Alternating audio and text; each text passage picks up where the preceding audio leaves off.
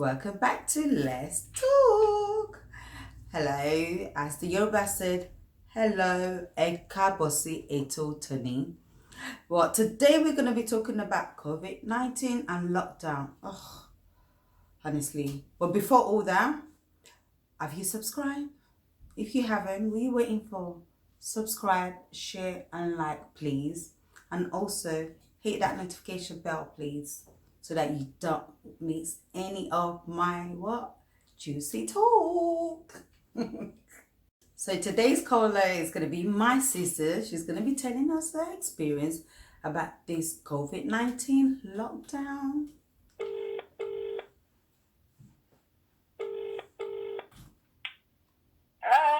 Hello, how are you? I'm fine. Welcome to Let's Talk with Toyin. So I'm gonna ask you a couple of questions in regards to the lockdown and about the COVID-19. And we want your honest answer, please, for my audience. My first question is, what has your experience been with the lockdown? To be honest, it hasn't really affected me as much, only because I'm a stay-at-home kind of person. Okay. So I didn't find there was much changes to my everyday living. The only thing that I would say that affected me the most was not being able to obviously go to mum's house, see my nephews, sisters, and stuff like that. I think that was the only change, really. Oh, I see. Because my experience is different.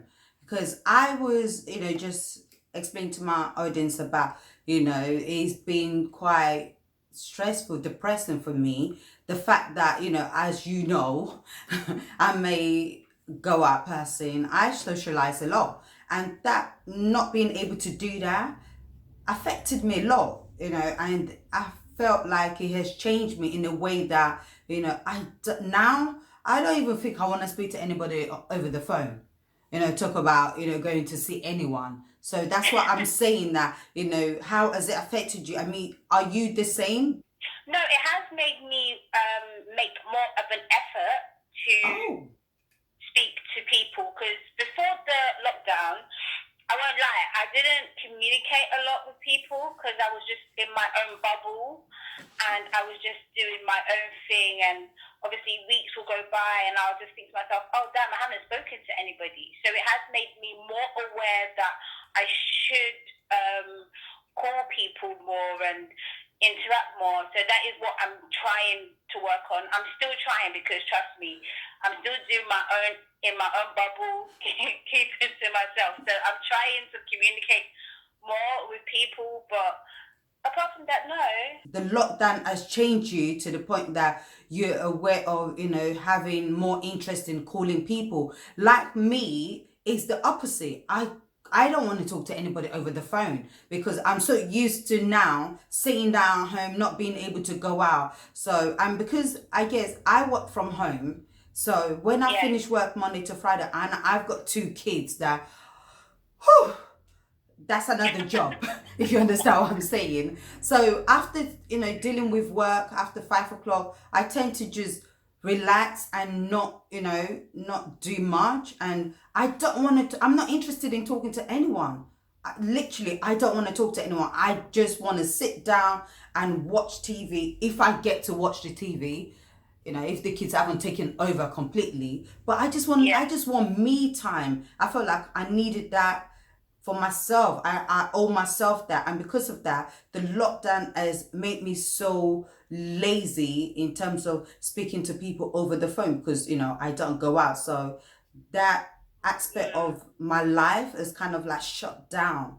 So, but it's funny. No, I totally understand that, because obviously coming from somebody who is a social, bubbly person who is always out there doing for other people like you do, of course that's going to do. But because I don't, I keep to myself all the time anyway, it just made me more conscious that, oh, okay, I do need to maybe just check in on people once in a while, because I don't do that enough, and I know that is one of my biggest faults, because I'm just in my own little bubble. I just do my own thing, like it's just me and my child.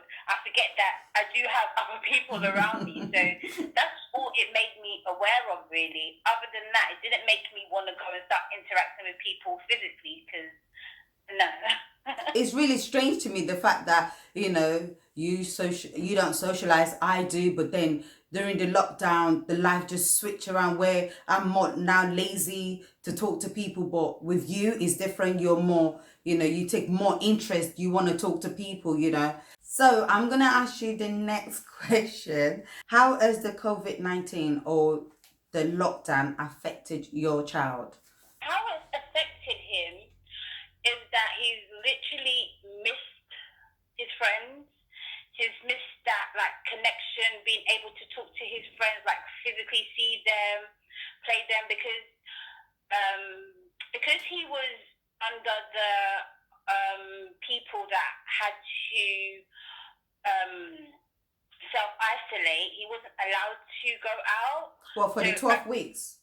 Yeah, he was under the he was under the guidance that he had to do that. So it even affected him more, because he couldn't even just go outside for fresh air, and he didn't want to, because at one point he got scared of actually going outside, because he thought, oh, there's germs out there, and he doesn't want to go outside to get sick. Because I would always tell him, look, you can come to the shop with me, but it was literally a no-no. So from March 23rd to, let me just say, up until 2 weeks ago, he didn't leave the house.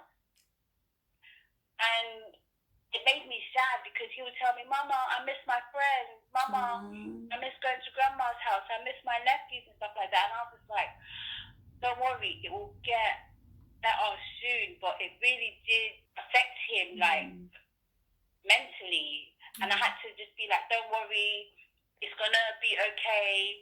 You're going to see your friends. School will soon open. Because he was literally terrified. He didn't want to leave the house. So with that, how did you cope with that? With him, I know you tried your best and tried to occupy this mind, but did you receive any help? Did you shout for help? No, so what I did was I got all his school friends. Okay. And they made a group chat on the phone. So they would video call each other, daily. So they would help each other with their work. They would talk about if they were feeling down, or how their day was going. So they would cheer each other up. And that really helped him. Literally, I saw a different change. When he started talking to his friends over the phone, and he started video calling them, it literally changed him. And I could see that him not having his friends around, or him not being physically able to see his family and stuff, I could see the difference when we did a video chat with the family, and he did video chats. He was a completely different child, and I was just like, okay, I know he will be okay. Did you receive help from the school or from the government? No, I'm really actually disappointed in his school. Yes, they gave them schoolwork daily, but not once did they do a FaceTime with the students to find out how they were. Yeah, I think they called maybe once. The whole time the kids were off from school, and that was about it. There was no help for the kids, and that is where I think the school failed. And that's the problem, because the fact that your child was under that guidelines of you can't come out, you need to isolate yourself for 12 weeks, and that is hard for my child. I literally had to call the school, because there's a school group chat, and for the parents, so we communicate, and I keep getting different messages from the other parents, that a teacher called them to check on the child, the teacher had conversation to check on the child. So I thought, wait, hold on, what is going on here? Because my child, you know how my little one is a bit extra. When it comes to Yeah. staying at home, he would do anything. So the moment that lockdown was just about to start, my son decided to go to school, knowing that if you, they will send you home. So my child decided to in school, and what did I get? I got a phone call. Come and get your child. And this was before everybody went on lockdown. And Yeah. not once did my child receive a call to say that, oh, are you all right? How's everything? How are you coping? Are you feeling better? Nothing. And I Yeah. kept getting messages from other parents. And so I called the school one day, and they obviously tried to cover their back, saying, oh, they tried to call me, that they got the number. They called a number. I was like, well, I don't know where the hell you got that number from, because that's not my number. So, but they made up excuses, and this is it's really sad. I mean, I was expecting more from this school. I understand that they, under pressure with, trying to get the student back to school, or try to do, 2 meter distance. But it was just the fact that we didn't get enough support. Yeah, fine. Yeah. I mean, I'm doing okay. My kids are all right, but there are Yeah. parents, family out there that, they don't have that opportunity, and it's really sad. And in your case as well, you didn't receive no help from the government, and you didn't receive No. no help from the school. No. Well, they did offer the what do you call it, to obviously bring shopping to my house and stuff like that. Okay. That option was available to me, Okay. but I didn't need it. I felt like there was more other people that they could attend to. If I needed Benefit it, from it. don't get me wrong, I could use their services. But I just felt like I don't need it. I'm able to go out. I know myself very well that I can keep my distance and make sure that I clean myself properly when I do re-enter the house again and stuff like that, so I do not contaminate anything in my house. But that help was there. But regarding the school help, no. We just, as parents, just came together and made sure that the kids were okay mentally and physically, really. Yeah. Is that once for borough? Yeah. Oh.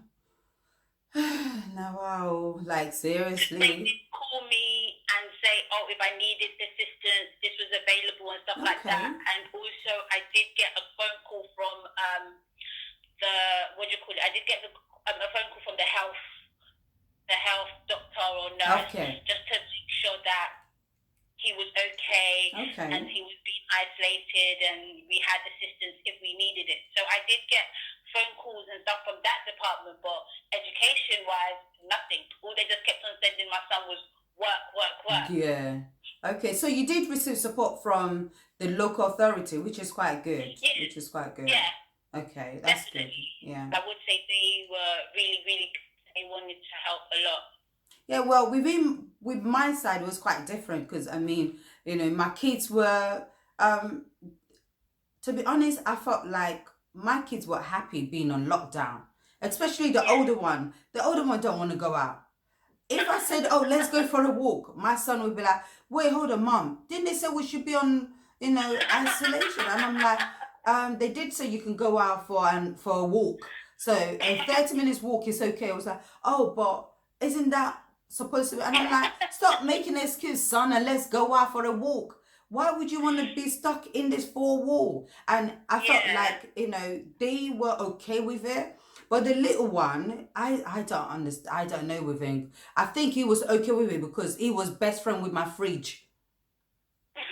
You see my fridge? Has become his best friend. Like literally, in the night, I had to talk to the fridge and say, fridge, you know what? In the morning, just leave yourself open. Don't even bother shut yourself.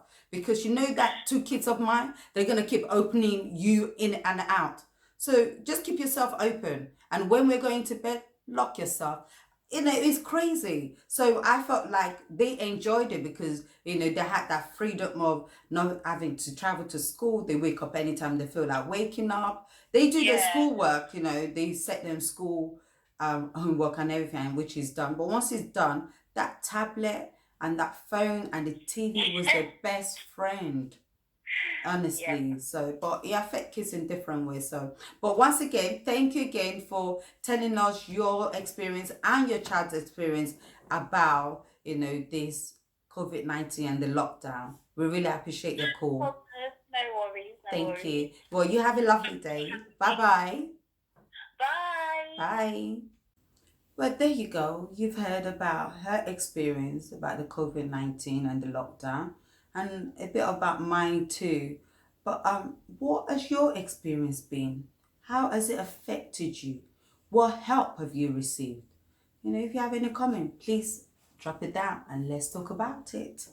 But that's it for me today. I hope you have enjoyed my topic and my talk with my sister.